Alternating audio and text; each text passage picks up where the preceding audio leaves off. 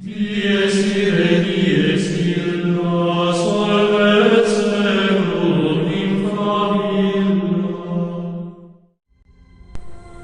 Ang kwentong ito ay hango sa totoong buhay. Karanasan ito mismo ng kaibigan ni Ate Rose na nasaksihan niya din. Taong 1989, Barotac, Iloilo. Itong mga panahong ito ay merong kaibigan si Ate Rose na itago na lang natin sa pangalang Gumamela. Wala akong maisip na pangalan kaya Gumamela na lang. Tutal si Ate Rose bulaklak na. Bakit hindi pa natin idama yung kaibigan niya, di ba? Tsaka bilin sa akin ni na Ate Rose at lola ko, wag na wag daw ako magbabanggit ng totoong pangalan. Dahil magpahanggang sa ngayon daw, nagmamasid pa rin yung taong merong malaking galit sa kanya. Simulan na natin ang kwento. Ayon kay Ate Rose, itong kaibigan niya na ito ay sadyang napakaganda, balingkinitan, makinis, at hindi mo mapagkakamalang meron ng anak. Naanakan kasi siya ng una niyang asawa na sundalo. Tapos nung nadestino malayo sa lugar nila, nakapag-asawa na ng iba yung sundalo. Kaya ang nangyari, tuluyan na silang iniwan ng dati niyang asawa. Araw-araw naglalako na mga paninda itong si Gumamela sa lugar nila. Kailangan niyang gawin yun dahil wala silang kakainin ng anak niya. Puro kakanin ang mga paninda ni Gumamela. Kilalang kilala siya noon sa lugar nila. Kasi nga, tindera ng kakanin tapos maganda. Kahit naman ngayon, di ba? Kapag maganda yung sampagita vendor o kung ano pang paninda niyan, nagte-trending. Hindi na nakakapagtaka na merong nagkakagusto kay Gumamela sa lugar nila. Ang pinakamalaking pagkakamali lang na ginawa nito ay yung pumatol siya sa meron ding asawa. Kaya naman daw siya nahulog sa lalaking ito dahil halos araw-araw daw ay pinupuntahan siya sa bahay nila ng anak niya. Palagi itong may daladalang mga pagkain at kung ano-ano pang makakatulong sa kanilang dalawa ng anak niya sa pang-araw-araw nilang buhay. Lumipas pa ang ilang buwan at ayun nga, tuluyan ang nahulog si Gumamela sa lalaking ito at nagkaroon sila ng tinatawag na lihim na relasyon. Doon na din nagsimulang pumunta siya sa bahay ng lalaki para dalaw-dalawin ito. Meron pa nga daw pangyayari na habang nag-iigib siya ng tubig sa balon, hindi niya namalaya na meron palang nagmamasid sa kanya. Nung tapos na siya mag-igib ng tubig at dadalhin niya na ito sa bahay ng lalaki, bigla-bigla daw merong yumakap sa likuran niya. Nagulat siya at naitulak niya yung lalaki. Pagtingin niya dito, gulat na gulat siya dahil pamangkin pala yun nung lalaking karelasyon niya. Ang sabi nung lalaki, mahal daw siya nito. Galit na galit si Gumamela at itinulak niya papalayo yung lalaki. At ang sabi niya, meron na daw silang relasyon ng tiyuhin niya at hinding-hindi niya daw papatulan yung binata. Mga 16 o 18 lang daw yun. Diring-diri siya at pinagbantaan niya ito. Na kapag naulit pa yung ganon, papatayin niya daw. Lumipas pa ang ilang linggo, buwan, at unti-unti nang kumakalat sa lugar nila na meron silang relasyon ng lalaki. Yung lalaki na yon, kasal nga at merong asawa. Kaso nga lang, nasa ibang bansa yung asawa niya. Kaya nakakagawa siya ng ganong kalokohan. Ang hindi niya lang alam, yung isa sa mga pinsan ng asawa niya, pinamamanmanan na siya. Nung kumpirmadong meron nga itong kabit, doon na nagsimula ang pagpaplano ng asawa niya sa gagawin nitong paghihigante. Unang hakbang na ginawa nito, nakipagkaibigan yung pinsan niya kay Gumamela. Parehong style ang ginamit niya dito upang mapalapit. Pero ang hindi niya alam, unti-unti na pala siyang nilalagyan ng sakit nito. Hindi kasi siya naniniwala sa mga kulam-kulam, barang-barang, o kung ano-ano pang may kinalaman sa espiritual. Simpleng buhay lang ang meron siya. Ang importante para sa kanya, makakain sila 3 beses sa isang araw ng anak niya. Lumipas pa ang ilang linggo. Pakiramdam niya, parang medyo nabibingi-bingi siya. Yung kaliwang tenga niya daw parang merong tubig. Tapos, kada 2 o 3 oras nahihilo siya. Pumunta siya sa isang espesyalista para magpatingin. Niresetahan siya nito ng gamot. At sinunod niya lahat ng sinabi nito. Nung sumunod na araw, pagkatapos niya daw uminom ng gamot, ilang minuto lang naihi siya. At nung pag-ihi niya, sobrang sakit daw ng ari niya at parang merong gustong lumabas na hindi niya maintindihan. Nung nailabas niya yung ihi niya, meron itong kasabay. Kitang-kita niya na yung gamot na tabletas na ininom niya ay kasabay na lumabas. Hindi 1 piraso, kundi 6 na gamot ang inilabas niya sa katawan niya. Gulat na gulat siya sa nakita niya at takang-taka siya kung bakit ganun. Hanggang sa araw-araw nang nangyayari sa kanya yon, hindi na niya alam ang gagawin niya at parang mababaliw siya. Lumipas pa ang ilang linggo at nagsisimula na siyang magkaroon ng iba't ibang kulubot sa buong katawan niya. Nagsimula daw ito sa braso niya, paakyat sa leeg at hanggang umabot na ito sa buong mukha niya. Lumobo daw ang pisngi niya na parang namamanas. At ang pinakamalalang nangyari sa kanya ay yung mismong ari niya ay unti-unti nang nabubulok. Doon sa magkabilang singit niya, merong 4 na malalaking sugat na walang tigil ang pagtulo ng nana. At sa tuwing nilalagyan niya ito ng gamot, pakiramdam niya daw sinusunog niya ang katawan niya. Pero ang pinagtataka niya, sa tuwing ginagamit siya nung lalaki na karelasyon niya, para daw itong walang pakialam kung anong merong sugat siya o kung gaano kabaho yung katawan niya. Hanggang isang gabi, nung kasalukuyan silang nagtatalik, pagtama daw ng liwanag ng buwan sa mukha ng lalaki, kitang-kita daw ni Gumamela na isang demonyo yung gumagamit sa kanya. Ayon sa paglalarawan niya, purong itim ang kulay ng mga mata, mahaba ang ngipin at butas ang gitna ng mukha nito. Naitulak niya ito at nagsisisigaw siya. Pero nung tingnan niya ulit, yun pa rin pala yung lalaking karelasyon niya. Kinausap niya ito at sinabi niyang wag na munang pumunta sa bahay nila. Takang-taka yung lalaki sa naging reaksyon nito. Siguro, dahil nabitin, nag-walk out ang kuya mo. At tuluyan ang hindi pumunta sa kanila. Lumipas pa ang ilang mga araw, pakiramdam niya sobrang hina na niya. At yung mga sugat sa katawan niya ay palala ng palala. Mabuti na lang at nandoon si Ate Rose para bantayan siya at ang anak niya. Ayon kay Ate Rose, yung amoy daw ni Gumamela noong mga panahong yon, parang amoy abo. Yung parang sinusunog na kahoy. Ganon daw yung amoy niya nun.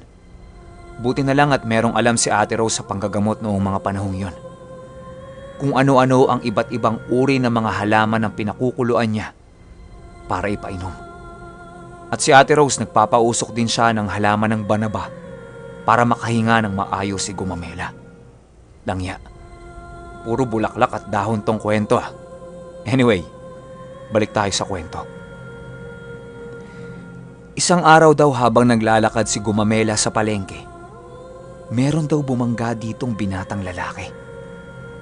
Tinulungan daw siyang makatayo nito.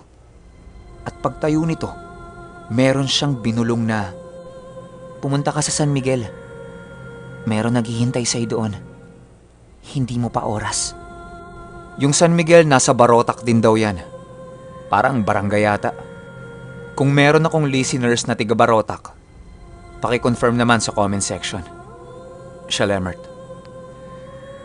Ikinuwento niya kay Ate Rose yung na-experience niya sa palengke. Ang sabi ni Ate Rose, puntahan na niya. Huwag siyang magdalawang isip. Dali-dali ay pumunta siya ng San Miguel. Ayon sa paglalarawan niya ng lugar, napakasikip daw ng daanan doon. Tricycle lang ang kasya. Tapos liblib pa. Isang bahay lang ang nandoon. Parang pinagtagpi-tagping kahoy nga lang daw. Nung kumatok siya sa gilid ng bahay para pumasok, meron daw siyang narinig na, "Halaga, pumasok ka na. Umupo ka doon." Gulat na gulat daw siya kasi bigla na lang daw siyang pinapasok. Tapos ang nakita niya, isang matipunong lalaki na maraming suot na medalyon ang nagsabing umupo siya. Nung nakaupo na siya, merong iniabot yung lalaki na isang bote ng langis. Ang sabi ng lalaki, inumin niya daw. At nung inumin niya, sobrang ginhawa daw ng paghinga niya. Yung mga baradong daanan ng hangin sa katawan niya, pakiramdam niya na wala lahat ng bara. Pagtapos niya daw uminom ng langis, merong idinikit yung manggagamot sa tagiliran niya. Tingin niya dito parang ordinaryong bato lang. Pero nung tumama ito sa gilid ng katawan niya, sobrang hapdi daw nito. Pakiramdam niya parang nagliliyab na bato yung dinikit sa balat niya. Pagtapos nun, sabi nung albularyo sa kanya, kumpirmadong binarang siya at kasabay nun ay isang uri ng kulam na kung tawagin ay palipad hangin. Para sa mga hindi nakakaalam, mataas na antas ang palipad hangin pagdating sa pangungulam. Dahil ang kailangan lang para magawa ito sa iyo ay buong pangalan mo. Wala nang iba. Hindi na kailangan ng picture, buhok, damit, o kung ano-ano pa. Para din itong paltok. Pero itong palipad hangin, matagalang proseso at pahihirapan ka talaga hanggang sa mamatay ka. Nung nakumpirma na manggagamot na barang yon, hindi na muna niya pinauwi si Gumamela. Inabot ng 3 araw yung gamutan niya pagdating doon sa barang. Ayon kay Ate Rose, hindi pa umuuwi si Gumamela sa bahay nila. Kalat na kalat sa lugar nilang namatay yung pinsan ng asawa ng kabit niya. Dahil yun pala ang gumawa ng barang at napaamin ito nung manggagamot. At nung nahuli nung manggagamot yung mangkukulam, napaamin niya ito. Yung mangkukulam pala, taga Cebu. At hindi ito ordinaryong mangkukulam.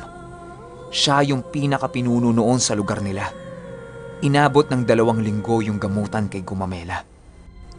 Ang nangyayari kasi, mapapasapi nung manggagamot yung mangkukulam. Pero nakakatakas din kaagad. Marami kasi itong mga tauhan na tumutulong sa kanyang tumakas. Hanggang sa sinabihan siya nung manggagamot na umuwi na sa bahay niya. At siya na mismo ang tumapos. Bilin sa kanya ng manggagamot, kapag siya ay dumumi, sahurin niya ang dumi niya at tingnan niyang maigi. At kapag merong insektong lalapit sa kanya, hulihin niya ito o patayin. Pagkatapos sunugin niya. Nung umuwi na si Gumamela sa kanila, ayon kay Ate Rose, masigla na ito at parang nawawala na yung mga kulubot-kulubot sa katawan niya. Lahat ng naranasan niya ay ikinuwento niya kay Ate Rose. Isang gabi daw, nung hinahanap niya yung antok niya, meron siyang nakitang isang malaking gagamba na dahan-dahan daw bumababa mula sa bubungan ng bahay niya. Nung nakita niya ito, naalala niya yung bilin sa kanya ng manggagamot. Ang ginawa niya ay kumuha siya ng wales at pinalo ito. Nung nakita niyang wala ng buhay yung gagamba, dinampot niya ito at sinunog. At habang sinusunog niya ito, kitang-kita niya na unti-unti itong nagiging plastic. At yung amoy sinusunog na balat ng tao daw. Pagkatapos niyang sunugin ay ibinaon niya sa ilalim ng lupa yung abo. At bumalik na siya sa pagkakahiga. Kinaumagahan nun, pagkatapos niyang uminom ng kape, nakaramdam siya na parang madudumi siya. Sinunod niya yung bilin sa kanya nung manggagamot. Sinala niya yung dumi niya at nilagay niya yon sa isang arenola. At nung tingnan niya ito, hindi daw ito dumi, kundi isang tumpok ng putik na punong-puno ng iba't ibang uri ng insekto. Meron daw itong alupihan, bangaw, malalaking bulate, uod, at ang pinaka nagpagimbal sa kanya, napakarami daw nitong buhok ng isang tao. Gulat na gulat siya sa nakita niya at hindi na naman makapaniwala. Kaya ang ginawa niya, ibinaon niya sa lupa ang lahat ng ito. At magmula noon, unti-unti nang naging maayos ang pakiramdam niya. Pero yung sumpang iniwan sa kanya nung pinunong mangkukulam, hindi pa nawawala. Dahil yung pagpasma ng pisngi niya ay nandun pa rin. Ang tanging nawala lang sa kanya, yung pagkabingi niya, kulubot sa balat, mga sugat sa ari niya, at yung pagkahilo niya. Pero yung pisngi niya, ganun pa rin. Ayon sa manggagamot, hindi daw mawawala yun hanggat hindi niya napapatay yung mangkukulam. Kaya ang ginawa ni Gumamela, bumalik siya doon sa manggagamot. Pero pagbalik niya, sobrang gulat na gulat siya sa nakita niya. Dahil yung nakita niyang matipunong lalaki noong mga panahong nagdideliryo siya sa sakit niya, ay isa na palang napakatandang lalaki na uugod-ugod na. Sobrang tanda na daw nito at parang hindi na kayang tumayo. Nagsimula ulit yung gamutan nila doon, hanggang sa nahuli niya yung pinuno ng mga mangkukulam at tuluyan na niya itong pinatay. Pero yung sumpa, nanatili pa rin sa mukha niya at hindi na nawala. Sobrang misteryo ng kwento, no? Isipin nyo, dumating siya doon na matipuno yung lalaki tapos pagbalik niya nung magaling na siya, matanda na pala. Tsaka, saan ang galing yung binata? Bakit niya naituro yung manggagamot na yon? Maski ako sa sarili ko, napakarami kong tanong sa kwento na yan. Pero, nabubuhay kasi talaga tayo sa mundong akala natin alam na natin ang lahat eh. Pero hindi. Napakarami pa nating hindi alam sa mundong ito pagdating sa mundo ng kababalaghan.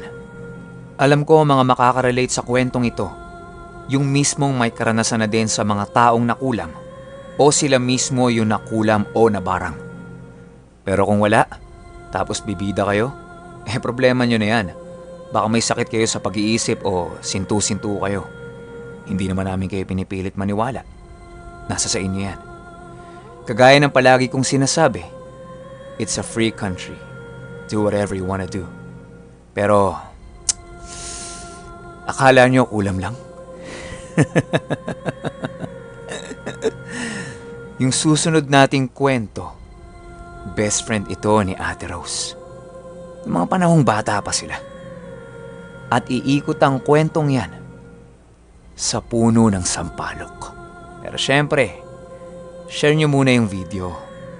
Dahil kung hindi, baka kayo na ang susunod na mabibiktima ng palipad hangin at barang.